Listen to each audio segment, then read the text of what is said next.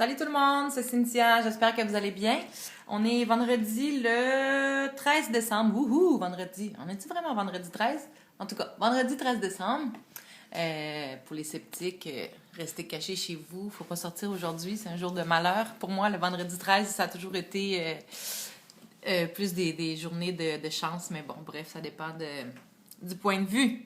Alors, j'espère que tout le monde va bien. Nous, aujourd'hui, on a une journée vraiment... c'est même plus froid, là. C'est frette. Il fait vraiment froid. On reste en dedans aujourd'hui. Donc, les chiffres, les chiffres, les chiffres. Ouais, j'ai eu une bonne semaine malgré le fait que, encore, cette semaine, ça a été difficile de faire l'exercice autant que j'aurais voulu. Mais je continue de marcher. Et puis, j'ai lu que marcher dans le froid, ça fait dépenser encore plus de calories parce que le corps travaille fort pour se garder au chaud. Donc, c'est une bonne chose. C'est comme si ça doublait mon temps de... Ben, peut-être pas doublé, mais en tout cas, c'est plus efficace que marcher à la chaleur. Donc, tant mieux. Donc, je répète ma petite histoire pour ceux qui se joindraient à nous, qui connaissent pas tout mon parcours. Donc, au début de mon parcours, il y a un an, en décembre. En fait, ça fait exactement un an que j'ai commencé à changer mes habitudes. J'ai arrêté de fumer le 5 décembre, mais j'ai commencé à changer mes habitudes alimentaires le 15 décembre exactement. Donc, dans 2 jours, ça va faire un an que j'ai commencé à changer mes habitudes complètement. Alors, il y a un an, en décembre 2012, mon plus haut poids enregistré était de 280 livres. Le jour de l'opération, j'étais à 238 et aujourd'hui, tada, je suis à 201 livres. Donc, je suis à 1 livre et quelques grammes du bonheur, du Wonderland, en bas du 200 livres. J'ai très, très hâte d'être dans les 100 livres et non dans les 200.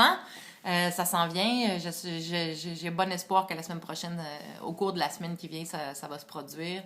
Si mon corps se bloque pas, juste parce que je veux que ça arrive, là. Mais en tout cas, en principe, là, 1 livre, là, come on! Je devrais être capable de perdre ça d'ici la semaine prochaine.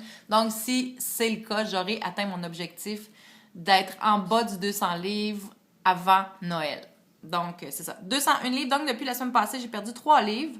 Je suis vraiment contente. La semaine passée, j'avais perdu juste 1 livre. Mais bon, comme j'avais ma semaine de madame et que quand j'ai mes règles, je suis complètement ballounée, gonflée comme une femme enceinte. Donc, c'est ça, 3 livres cette semaine. Je suis très contente. Donc, ça fait un total de 79 livres. Je vais atteindre le 80 livres. C'est drôle parce que je vais atteindre le 80 livres pile au moment où je vais arriver en bas du 200 livres. Donc, ça va se produire en même temps. Donc, 79 livres depuis le début de mon parcours en décembre 2012 et 37, est-ce que j'ai bien compté? Oui, 37 livres depuis mon opération qui a eu lieu le 23 août 2013. Donc, très contente de ma semaine. C'est ça. Le négatif, il faut que ça vienne avec du positif en retour. Donc, quand on a notre semaine, ben, c'est pas facile cette semaine-là parce qu'on perd pas ou on perd pas beaucoup, on est gonflé. Là, mais moi, je panique plus, là, mais c'est ça. Quand on perd du poids, des fois, on panique quand on perd pas. On se dit, bon, est-ce que je vais tomber dans un plateau? Mais non, ça continue de descendre, donc je suis très contente. Et ce matin, j'avais envie de vous parler un petit peu de bouffe, de qu'est-ce que je mange, parce que les gens me demandent beaucoup. Je sais pas pourquoi, c'est le petit déjeuner le matin qui les intrigue beaucoup. Qu'est-ce que tu manges pour commencer ta journée? Ben, dans le merveilleux monde de la chirurgie bariatrique, de la chirurgie de l'obésité, nous, on doit maintenant manger des protéines. Dans le fond, moi, je suis toujours à la recherche de sources de protéines élevées à petite portion parce que comme je peux pas manger plus qu'à peu près une demi-tasse en quantité par repas, j'essaie toujours de trouver des protéines qui ont une belle valeur protéinique, mais dans un petit format parce que je peux pas manger beaucoup. Donc, la plupart du temps, ce que je vais manger le matin, premièrement, je prends mon petit santé. Ça, c'est mon petit drink protéiné. Avant, je buvais de l'eau avec du citron le matin, quand j'étais à jeun. J'aimais beaucoup ça, mais là, on dirait que je suis comme plus capable.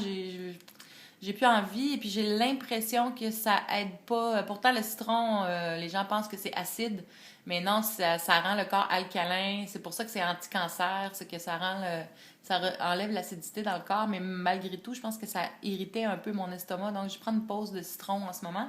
Donc, ce petit drink-là, qui sont ça ici, je prenais ça déjà avant de me faire opérer. Donc, c'est des boissons. Je vais vous montrer comment c'est fait dedans. Ça contient 3 grammes de fibres, 10 grammes de protéines et seulement 50 calories. Donc, moi, ça m'aide à atteindre mon niveau de protéines, ou en tout cas de l'augmenter, parce que j'arrive pratiquement jamais à l'atteindre, là. Selon les règles aux États-Unis. Parce que l'expertise, c'est vraiment aux États-Unis qu'elle se trouve au niveau de la chirurgie bariatrique, l'alimentation pour les patients de chirurgie bariatrique. Ici, l'expertise n'est pas très développée, mais aux États-Unis, ils conseillent aux patients de chirurgie bariatrique de consommer au moins 100 grammes de protéines par jour. J'arrive jamais à ça. Bon, quand j'arrive à 70, 75, là, c'est une bonne journée pour moi, mais souvent, ça varie entre 60. Ouais, ça tourne souvent autour de 60-65 grammes de protéines pour moi par jour. C'est ce que j'arrive à consommer. Et il manque quelques heures dans une journée pour que j'arrive à me rendre à 100. Donc, c'est des petits sachets, comme ça. Vous voyez, c'est l'espèce de sirop liquide, un peu épais. Et puis, tu mélanges ça dans ton eau et ça te donne 10 grammes de protéines. Donc, maintenant, je commence ma journée avec ça. Ensuite, je bois mon café. Moi, c'est un petit peu compliqué, hein, parce que comme je vous ai déjà expliqué, on ne peut pas boire et manger quand on est un patient de chirurgie bariatrique pour plusieurs raisons. La raison la plus importante étant que quand tu bois avec la nourriture, ça liquéfie tout ce que tu manges et donc la digestion se fait plus vite et la faim revient plus vite. Comme on mange des petites quantités et que l'estomac est diminué, ben on s'arrange pour que la digestion se fasse le plus lentement possible. Donc, on boit avant de manger, on attend au moins 5 minutes, et quand on finit de manger, moi, de toute façon, je suis incapable de boire après ni en mangeant, ça me fait sentir mal, ça me rend nauséeuse, donc je peux pas boire en mangeant, et puis quand j'ai fini de manger, là, c'est un bon minimum 45 minutes avant que je puisse boire quoi que ce soit.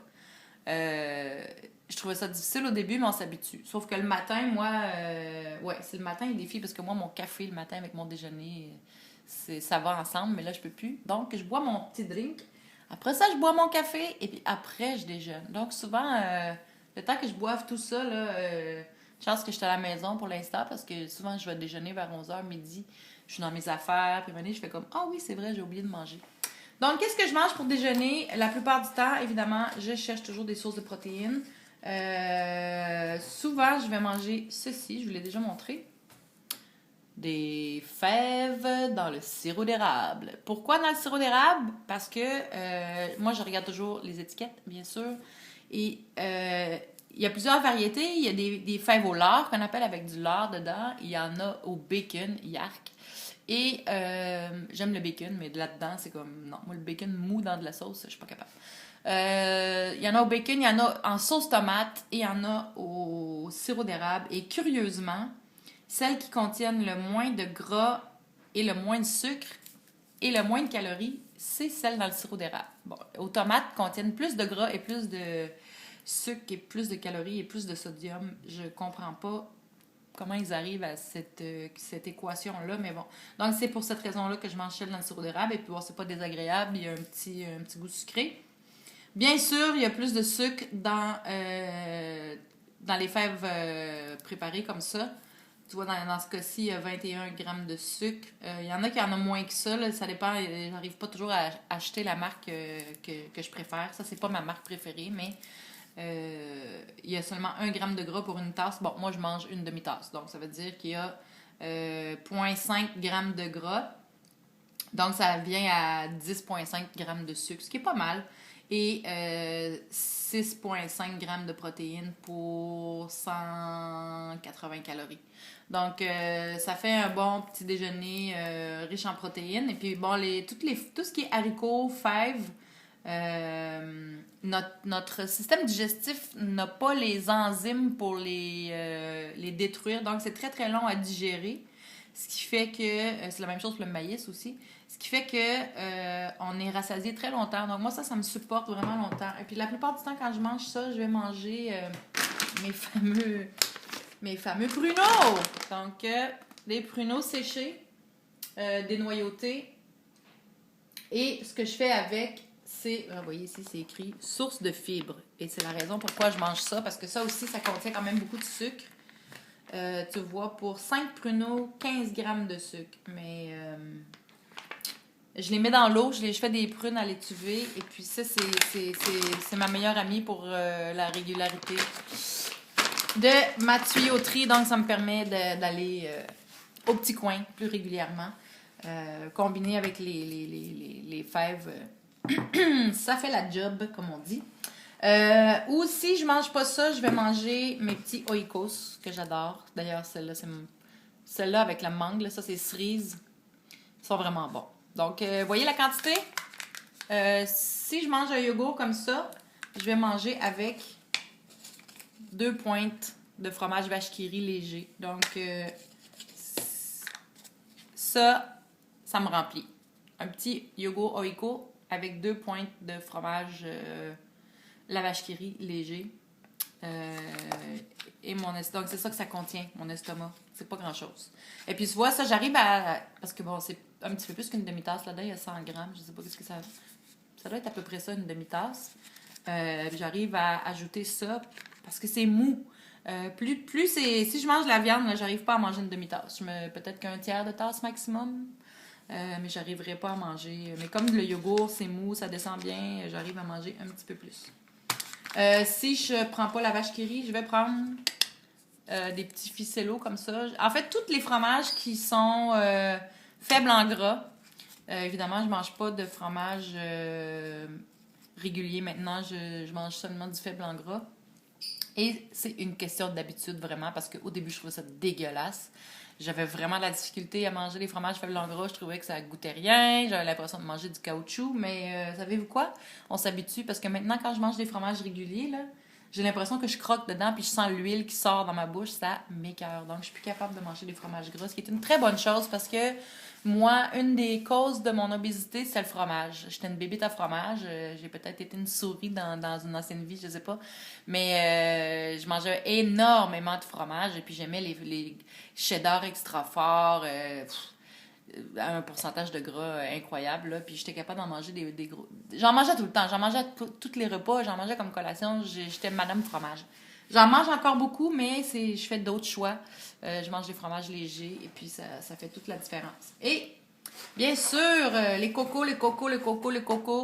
Si je mange pas un de ces deux choix-là, souvent le week-end, je vais me faire genre une petite omelette avec des oignons. Je vais ajouter un peu de fromage suisse léger dedans ou de l'emmental ou peu importe, mais souvent je mélange avec du fromage. Puis je me fais une espèce de petite frittata. Pas frittata, comment on appelle ça? Comme genre de cassolette, je vais mélanger un œuf sur lequel je vais mettre des petites lanières de jambon maigre avec du fromage, des oignons, et puis je vais assaisonner. Donc, le week-end, souvent, de temps en temps, pas souvent, ça fait longtemps que j'en ai pas mangé, mais c'est ça. Mais parce que je peux tellement pas en manger beaucoup, tu vois, un œuf, ça me remplit. Je sais pas pourquoi. Peu importe comment je l'apprête, s'il est cuit, bouilli, un œuf tourné ou une omelette. Moi, un œuf dans lequel j'ajoute des oignons ou du fromage, souvent j'ai du mal à le finir, donc ça me remplit beaucoup. Donc souvent, c'est comme ça, genre, quand je me fais une genre d'omelette, j'en ai pour 2 repas. C'est trop pour un repas. Donc, c'est pas mal ça que je mange pour déjeuner le matin. Rarement, je vais manger autre chose. Je mange pas de pain. Attendez, je vais vous montrer ce que j'aimais bien, mais ça descend pas super bien là, encore. Donc, j'aimais beaucoup ces petits produits-là. C'est comme un pain pita. Vous voyez, c'est plus épais. Et puis, ça a une texture... là, je les ai mis dans le congélateur parce que je les mange pas. Ça a une texture vraiment moelleuse. Ça, c'est aux pommes et cannelle. Il y a des raisins secs dedans aussi. Et puis, c'est des produits bio, des produits santé, faits avec des grains entiers, pas de matière grasse ajoutée, tout ça. Donc, c'est très bon, mais on dirait que je suis de moins en moins attirée vers les glucides. Pourtant, j'étais quelqu'un qui mangeait, qui aimait beaucoup le pain. Mais bon, probablement parce que ça descend pas très bien. C'est pas agréable parce que après ça, ça me donne mal à l'estomac. Ben, pas mal à l'estomac, mais c'est inconfortable quand ça descend. Tout ce qui est pain, ça descend pas très très bien. Donc, c'est peut-être ça qui fait que je suis en train de perdre le goût complètement de manger ça. J'aime mieux. Puis moi, je le sens aussi que, bon, là-dedans, il y en a des protéines, mais il n'y en a pas autant que dans ce que je mange. Il faut que j'ai des protéines tôt le matin. Et puis, les glucides, c'est mieux de les manger le matin que le soir. Donc, tant qu'à en manger le soir, genre, c'est le genre de glucides que je mange. C'est des fèves, des haricots. C'est ça. Je mange plus de pain. Donc, voilà. Vitamines, on me demande souvent quelle vitamine que je prends. Moi, je parlais à mon chirurgien au début parce que je voyais qu'aux États-Unis, ils ont une compagnie, ça s'appelle Bariatric Advantage. C'est une compagnie qui est spécialisée dans les vitamines destinées aux personnes qui ont subi une chirurgie bariatrique. J'en ai parlé à mon chirurgien parce que lui, il m'a prescrit des Centrum 50 ans et plus, croquables, évidemment. Et c'est des espèces de grosses pastilles. Si j'arrive à ouvrir le pot. Attendez, je vais ouvrir le pot. En sortir une. Donc, c'est des grosses affaires comme ça, là. C'est vraiment énorme. Mais bon, c'est pas... La texture, c'est un peu comme de la crème et on s'habitue, là. Moi, ça me dérange pas. Donc, c'est les vitamines que je prends. Et il m'a dit soit prendre ça ou des vitamines pour les femmes enceintes, là, les Materna. Parce que c'est plus complet, apparemment, que la multivitamine traditionnelle. Donc, c'est ce que je prends. Et puis, la semaine prochaine, j'ai mon rendez-vous 3 mois. Non, 4 mois, en fait, avec mon chirurgien. Puis, je vais faire des prises de sang. Ils vont vérifier tous mes niveaux de vitamines, le fer, le calcium et tout, pour être sûr que j'ai pas de carence. J'ai hâte de voir. Donc, c'est ça, j'en ai parlé de Bariatric Advantage à mon chirurgien, puis il m'a dit, c'est de la merde. Nous, on vous prescrit qu'est-ce que votre corps a besoin. Ça, c'est les vitamines que tu parles, c'est super cher, puis c'est super cher parce que c'est un peu un racket, c'est un peu de l'arnaque pour hameçonner les patients de chirurgie bariatrique en leur faisant croire qu'ils ont des besoins ultra spéciaux. Mais les besoins ultra spéciaux, oui, on en a, mais ça peut être très, très bien répondu par des Centrum 50 ans et plus ou des Materna. Donc, j'ai écouté mon chirurgien. Et puis ça coûte, genre, ça vient souvent en spécial à 9,99. Sinon, c'est à peu près 15 pour 60 comprimés, donc pour 2 mois. Donc, c'est pas très, très dispendieux. Les Bariatric Advantage, genre un pot, ça coûte 100 $. Donc, c'est ça. Alors, c'est ça, je voulais vous parler de la bouffe du matin. C'est ça que je mange le matin la plupart du temps et ça va très bien comme ça. Autre chose que je voulais vous parler, ah oui, my God, je sais pas si je devrais vous montrer ça, c'est vraiment dégueulasse, mais je pense que ça vaut le coup. Là, vous voyez mes cheveux, ils sont mouillés en ce moment là parce que j'ai arrêté d'utiliser le séchoir à cheveux. Et d'ailleurs, regardez ma belle chevelure blanche en dessous. En ce moment, honnêtement, ça fait comme plusieurs semaines que je suis due pour me faire ma teinture. J'ai peur. J'ai vraiment peur. Je la fais moi-même en plus. Et puis j'achète de la teinture qui est quand même pas trop forte, qui est douce, qui n'a pas trop de produits chimiques dedans. Mais il y a toujours des produits chimiques, mais qui est plus douce que la teinture moyenne. Mais j'ai vraiment peur parce que je perds mes cheveux à un rythme. Je vais vous montrer de quoi ça a l'air. Ok, je m'excuse, c'est dégueulasse, mais je fais ça pas pour vous donner mal au cœur, je fais ça juste pour documenter, en fait, parce qu'il y a d'autres gens qui vont passer par là et qui vont paniquer comme moi je panique en ce moment. Donc, juste de savoir que c'est normal, malheureusement. 90% des patients de chirurgie bariatrique perdent beaucoup de cheveux après la chirurgie. C'est mon cas. Ma chance à moi, je considère vraiment ça comme une chance, c'est que j'ai des cheveux pour à peu près 4 personnes sur ma tête et ils sont frisés. Donc, ça doit sûrement moins paraître, mais les gens autour de moi le voient. Donc, malgré toute la quantité de cheveux, moi, là, je me suis jamais vue le fond de la tête comme ça. Je sais, j'en parle à chaque semaine, mais c'est vraiment... Vous allez comprendre pourquoi je suis paniquée.